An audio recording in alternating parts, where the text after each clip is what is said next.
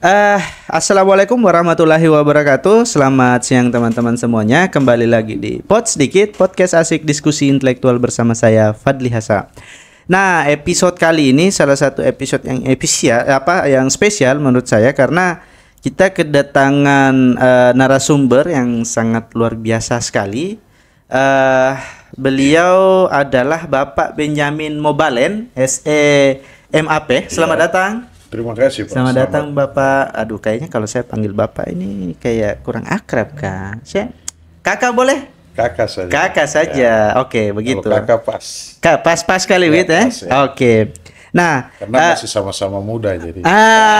Betul. Jadi Kakak Benjamin ini selaku Kepala Bidang Pengendalian Operasional Badan Pengelolaan Pajak dan Retribusi Daerah Kabupaten Sorong. Benar sekali.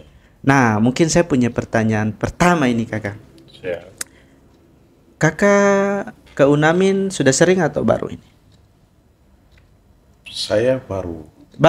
Baru pertama kali ke Unamin. Baru pertama kali ke Unamin. Pertama kali ini. Oke. Nah, kesan pertamanya? Luar biasa Unaminnya. Dari depan masuk ya suasananya adem-adem lah. Gedungnya kiri kanan luar biasa. Okay. Saya kira seketika kita lihat gedungnya saja berarti kita punya minat itu, kita punya keinginan itu akan tercapai. Oke, baik. Ini luar biasa ini. Ini saya kesannya Kakak Benjamin datang ke sini. Wah, terima kasih Kakak. Ya baik. Oke. Sama-sama juga. Oke, Kakak selaku Kepala Bidang Pengendalian Operasional Badan Pengelolaan Pajak dan Retribusi Daerah Kabupaten Sorong. Nah, yang saya mau tanya apa yang dari tupoksi Kakak sebagai Kepala Bidang di bagian itu tuh apa? Baik, pertama-tama saya menyampaikan banyak terima kasih. Sama-sama Kakak. Dan Bapak Ade ya. Iya, Ade jemput saya sebagai kakak. Ini sapaan ya. Jadi sapaan kita ini menandakan bahwa kita berkeluarga. Amin, boleh. Keluarga itu jangan lihat dari rambut, kulit, Setuju. tapi dengan pertemuan ini bagian dari kita keluarga. Setuju Kakak. Jadi keseharian saya sebagai Kepala Bidang Pengendalian Operasional Pengelolaan Pajak dan Retribusi Daerah di Kabupaten Sorong. Tugasnya saya itu untuk mengawasi ada beberapa pajak yang kita kelola. Yang pertama itu pajak galian C juga, mineral dan bukan logam. Kedua pajak reklame.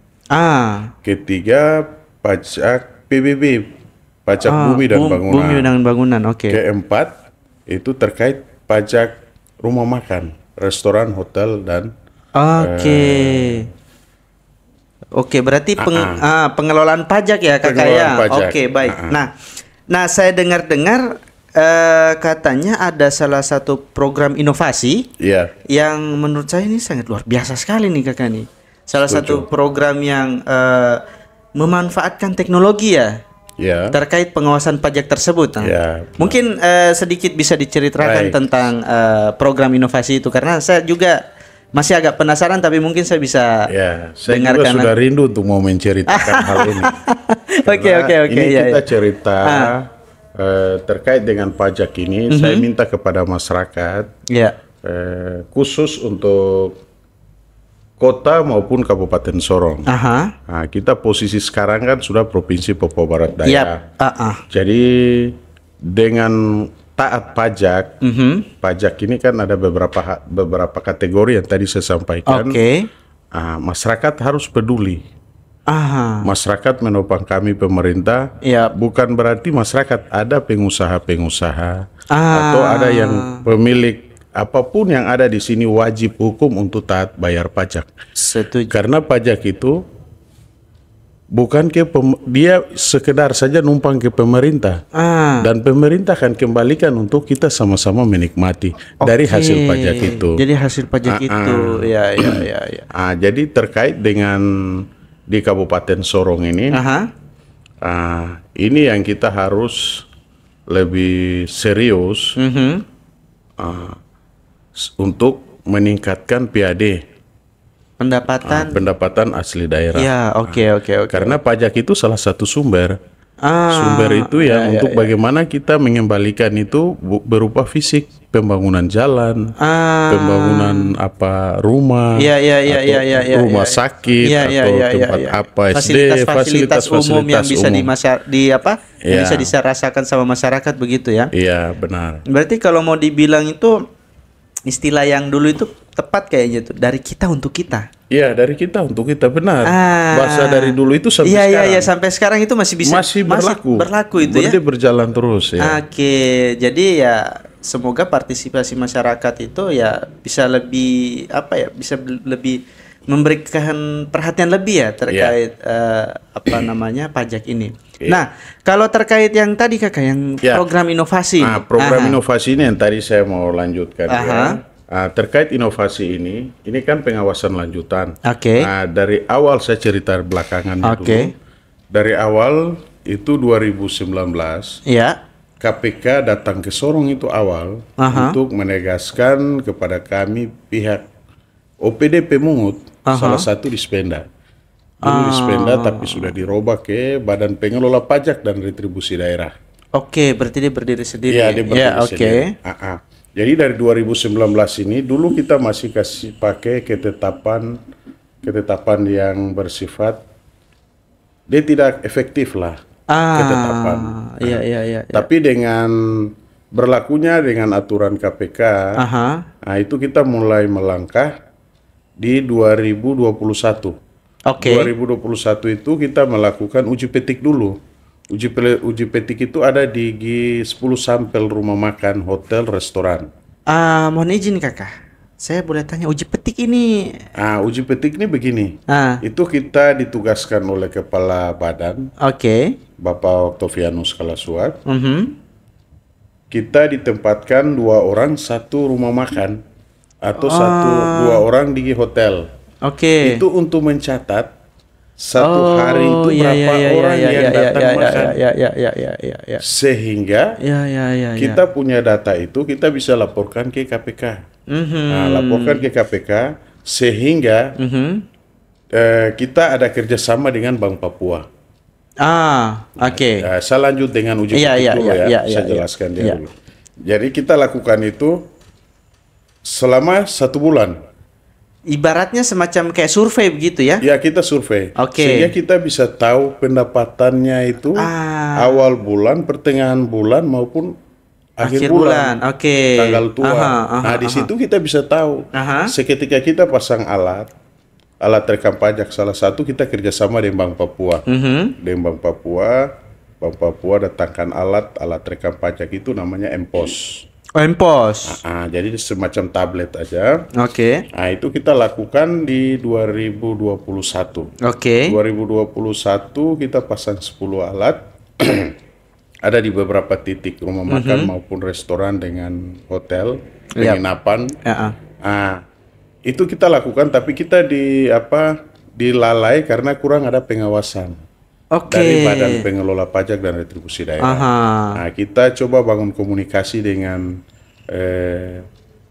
stakeholder, baik dari masyarakat maupun pihak-pihak OPD terkait. Ternyata ini ada suatu kecelowongan untuk kami di Spenda. Sehingga Pak Kepala Badan Pengelola Pajak dan Retribusi Daerah, Pak Octavianus Kalasuat, kumpul kami, duduk dan kami boleh berunding sehingga beliau di 2023 beliau siapkan anggaran untuk kita pengawasan rutin. Dari pengawasan rutin itu baru mulai ada peningkatan PAD. Disitulah wajib pajak itu bisa sadar. Dan kita juga mengalami kendala, terkadang-kadang masyarakat juga tidak paham. Dalam arti begini, contoh, dia dulu makan nasi ikan 15.000. 15.000 dari sekarang 10%, dia naiknya 17.000. Sehingga 15.000 itu kan dipotong 10% 1.500 yang masuk ke kas daerah. Sehingga naik harga ini, masyarakat ini dia tidak mau makan lagi di warung itu. Dia pindah lagi ke warung yang lain. Tapi saya sebagai kepala bidang, saya sudah berbicara dengan Pak Kepala Badan.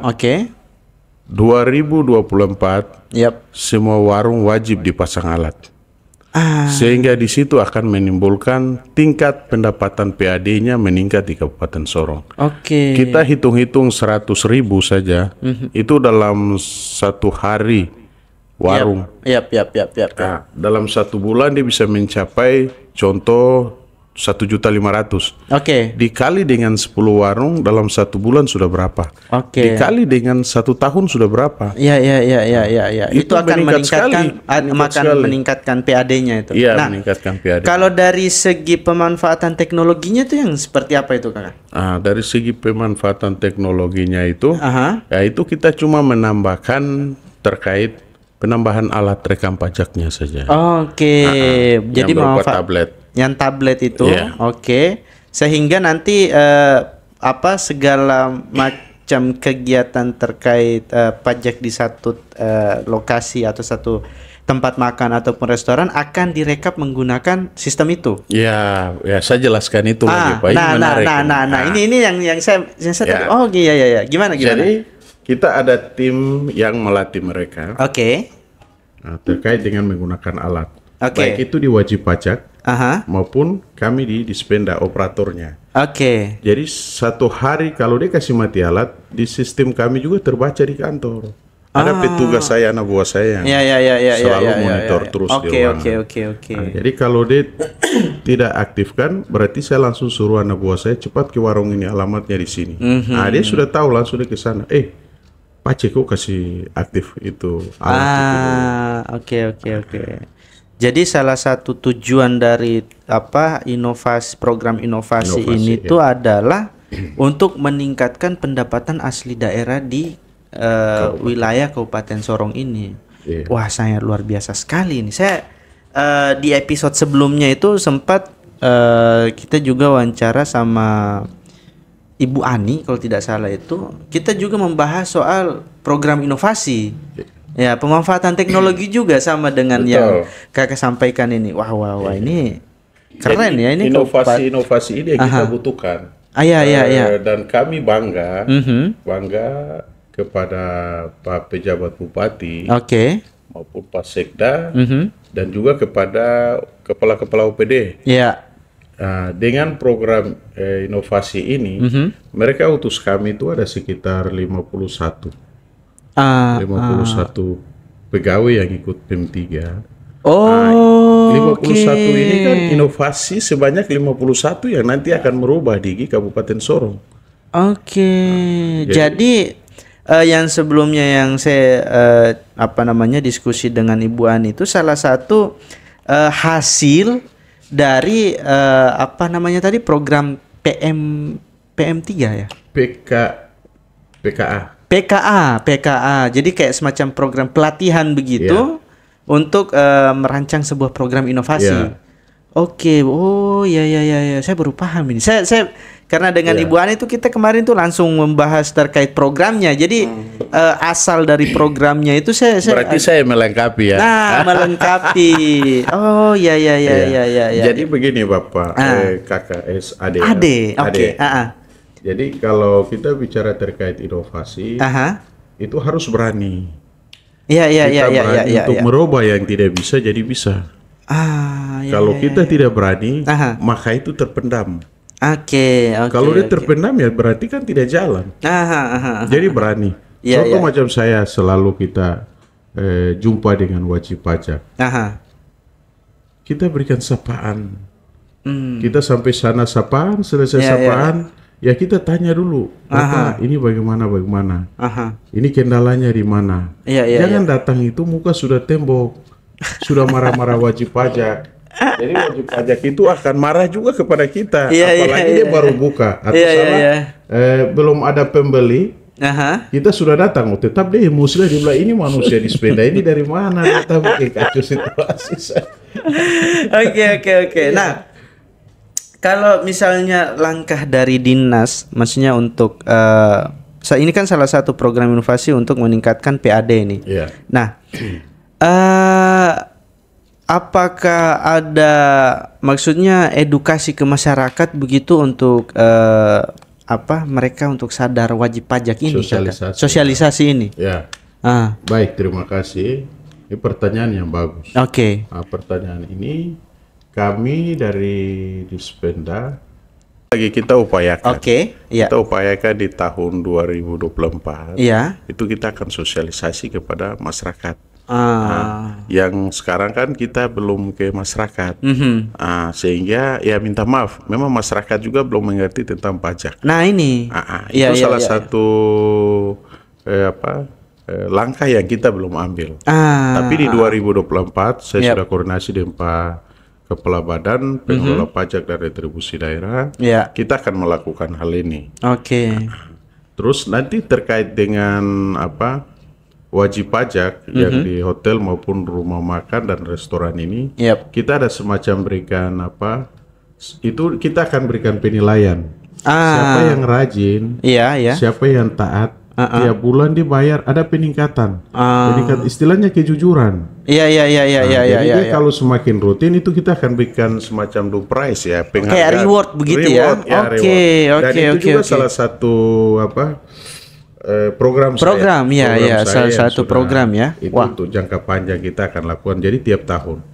Luar biasa. Untuk sementara ini Pak Kepala Badan sudah koordinasi dengan pejabat bupati juga untuk melihat hal ini, dan beliau juga pejabat bupati juga memerintahkan, itu luar biasa. Itu salah satu sehingga kita menarik pajak dari wajib pajak, kita juga pemerintah harus berikan imbalan reward, semacam reward kepada mereka, sehingga mereka itu merasa bahwa pemerintah itu ada perhatian penuh kepada mereka. Jangan sebatas kita menarik baru kita tinggalkan, kasihan juga ya. Betul, setuju luar biasa. Semenjak berjalannya program inovasi ini sebelumnya apakah sudah berjalan ini program inovasi ini? Program ini di 2019 itu kita tidak menggunakan alat. Dari 2012, 10, 11, 12 itu kita ketetapan saja. Tapi saya bersyukur kepada KPK. Sehingga dengan aturan KPK untuk wajib menggunakan alat rekam pajak, ini bagus karena memudahkan wajib pajak. Bisa terkontrol gitu ya? Bisa terkontrol. Terus kedua, seketika dia tutup, mereka tidak dibebankan. Contoh kalau dia tutup 1 bulan atau 2 bulan, dia tidak mungkin mau bayar, tidak ada uangnya.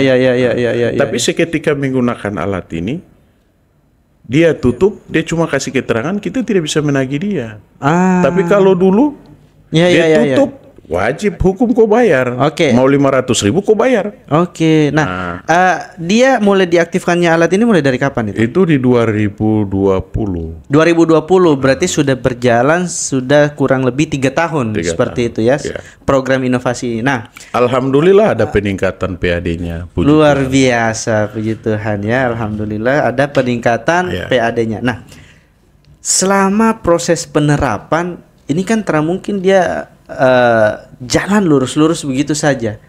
Pasti ada kendala dan tantangan selama proses penerapan sistem ini, toh. Nah, kira-kira yang dirasakan sebagai dari pihak dinas ini apa yang dirasakan ini? Baik, kendala-kendala ini yang kita upayakan, dia juga kadang-kadang mau 100% itu susah. Wajib pajak itu dengan karakternya yang berbeda-beda, yang pasti saya selalu hadapi di lapangan. Pasti. Pertama begini, terkait dengan menggunakan alat. Kadang-kadang kejujuran itu kan tidak ada. Contoh yang makan 10, yang dilaporkan 5. Itu yang kita berusaha untuk menjelaskan kepada mereka. Tapi ya kita akan manusia. Kita bilang belum tentu saya benar, belum tentu dia juga benar. Jadi yang tahu hanya yang Maha Kuasa. Itu pertama, itu kendala pertama. Kendala kedua terkait dengan kadang-kadang macam contoh rumah makan atau restoran. Ini kan ganti-ganti orang kerja ya. Kadang-kadang yang masuk itu kadang dia tahu pegang HP atau HP Android kan sama dengan kita punya alat itu rekam pajak. Nah, jadi kadang-kadang kita ke sana, aduh saya tidak bisa pakai karena orang ini, tenaga saya ini tidak tahu menggunakan alat rekam pajak. Nah, itu yang menjadi pusing. Akhirnya kita bagaimana caranya panggil ibu lagi, kita arahkan dia lagi untuk dia lebih mengerti lagi tentang menggunakan alat. Yang ketiga, kendala yang ketiga itu kadang-kadang wajib pajak matikan alat. Jadi kita tiap hari ingatkan juga, sampai kadang-kadang mau ke sana juga perasaan tidak enak. Tapi ini tugas dan tanggung jawab.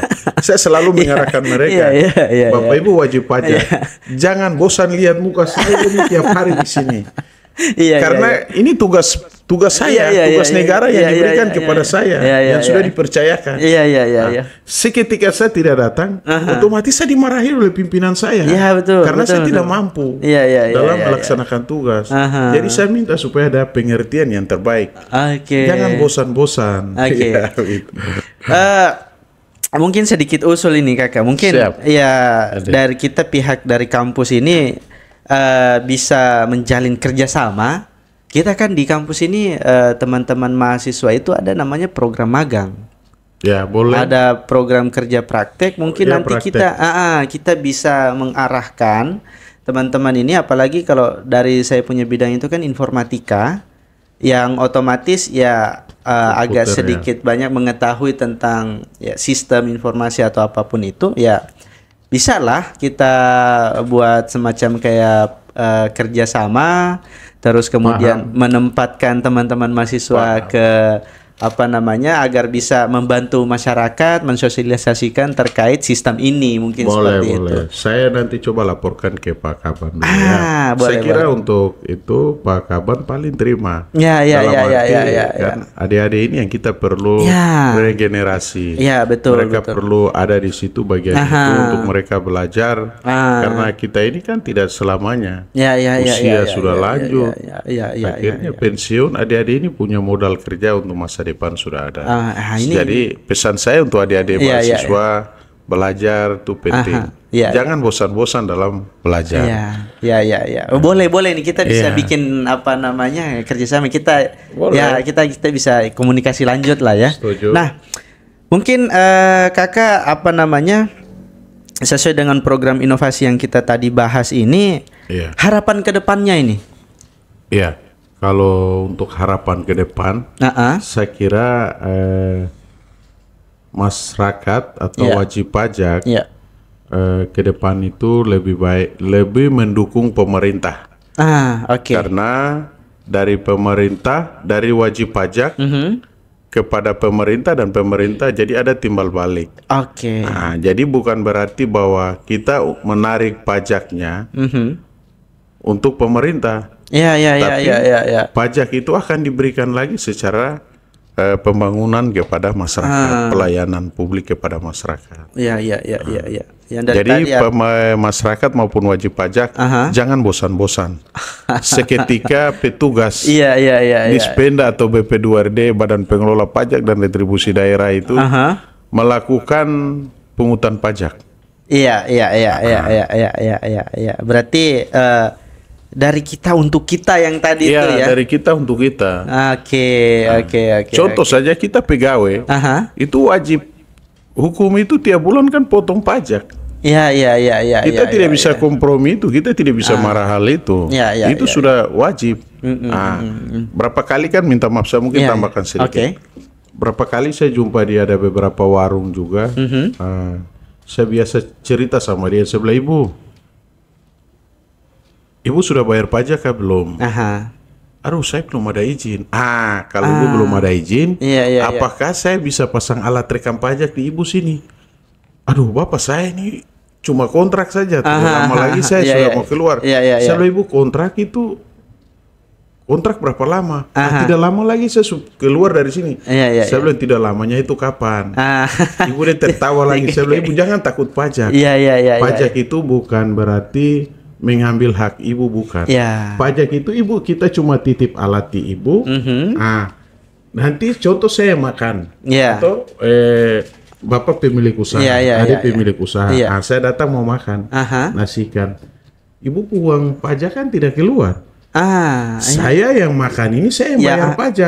Ibu pemilik warung cuma simpan uang pajaknya itu saja. Ibu wajib untuk store ke kas daerah. Bukan ibu punya modal tidak diganggu loh. Kalau kita paham. Nah, ini sebenarnya sosialisasi seperti ini nih yang harus memang untuk mengedukasi masyarakat terkait wajib pajak ini yang harus diulang-ulang terus sehingga memberikan edukasi juga ke masyarakat khususnya bagi yang wajib pajak ini paham terkait sebenarnya program ini itu ya memang istilah yang tadi dari kita untuk kita.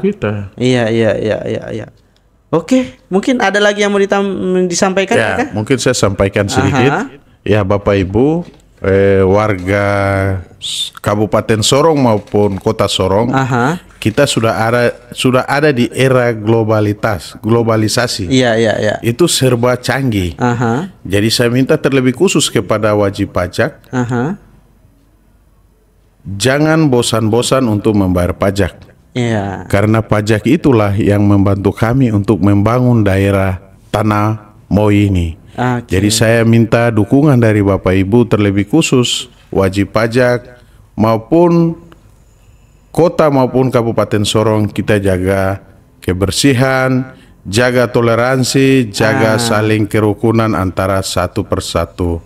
Jangan lihat dari kulit, jangan lihat dari rambut, tapi kita ini adalah satu ciptaan Tuhan yang paling mulia. Jadi ada segala sesuatu, mari kita sama-sama duduk dan cari solusi. Jangan dengan emosi, jangan dengan fisik, karena sesuatu itu bersifat sementara. Karena semua ini akan kita menuju ke satu tujuan, yaitu kepada Tuhan. Mungkin itu penyampaian dari saya.